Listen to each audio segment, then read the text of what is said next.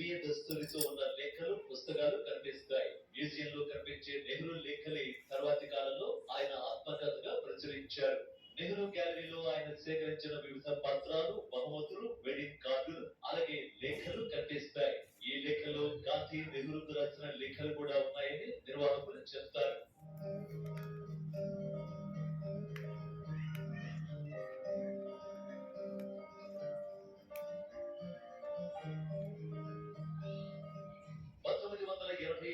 జాతీయ ప్రాముఖ్యత కలిగిన సంస్థగా పరిగణించిన అలహాబాద్ మ్యూజియంలో రష్యన్ చిత్రకారుడు నికోలస్ రోరిచ్ చిత్రించిన పథకం ప్రత్యేకం.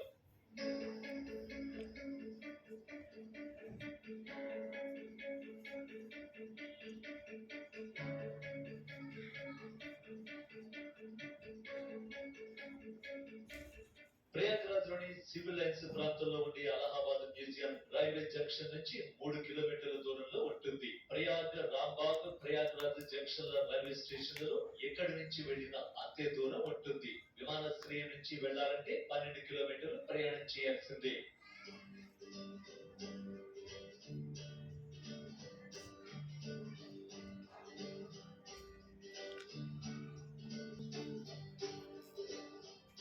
ఇక ప్రయాగ్రాజ్ లోని మరో ప్రాముఖ్య ప్రదేశం అలహాబాద్ లైబ్రరీ. శతాబ్దాల క్రితం ప్రచురితమైన 1,25,000కు పైగా పుస్తకాల గని ఈ లైబ్రరీ సొంతం. ఈ లైబ్రరీలో అత్యంత పురాతన న్యూస్ పేపర్ల నుంచి జర్నల్స్ దాకా లభిస్తాయి. హిందీ, ఉర్దూ, సంస్కృతం, అరబిక్, పర్షియన్, బెంగాలీ, ఫ్రెంచ్ తో పాటు మరెన్నో భాషల పుస్తకాలు ఇక్కడ ఉన్నాయి. అలహాబాద్ యూనివర్సిటీ విజ్ఞానానికి, గౌరవానికి నిలువెత్తు నిదర్శనంగా నిలబడ్డ యూనివర్సిటీ బిల్డింగ్ ను తప్పకుండా చూడాల్సిందే.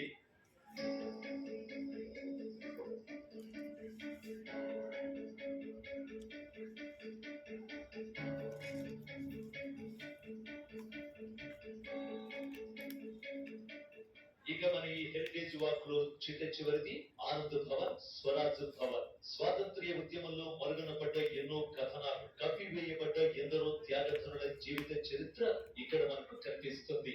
గతమెంతో ఘనమైన చరిత్ర హెచ్ఎంటీవీ హెరిటేజ్ వాక్ లో చూశారు కదా. ఇది ఇవాటి మన ప్రయాగ్రాజ్ చరిత్ర. కుంభమేళకు వెళ్లే భక్తులు ఈ చారిత్రక త్యాగాల గుర్తులను చూసి తరించాలని కోరుకుందాం.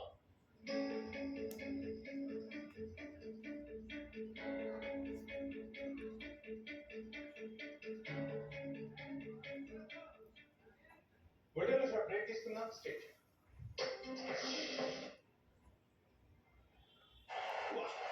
Sachin will feel very happy.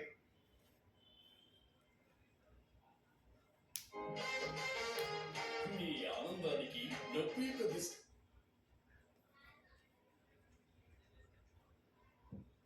Sastry బాబు ఇప్పుడు 5 రూపాయల ప్యాక్ లో కూడా త్రిపుణి కాకుండా ప్రజలకు విశ్వాసం కల్పించాల్సిన బాధ్యత సంబంధించినటువంటి ఎందుకంటే కొండ మీదకు వెళ్ళేటువంటి భక్తుల యొక్క యోగక్షేమాలు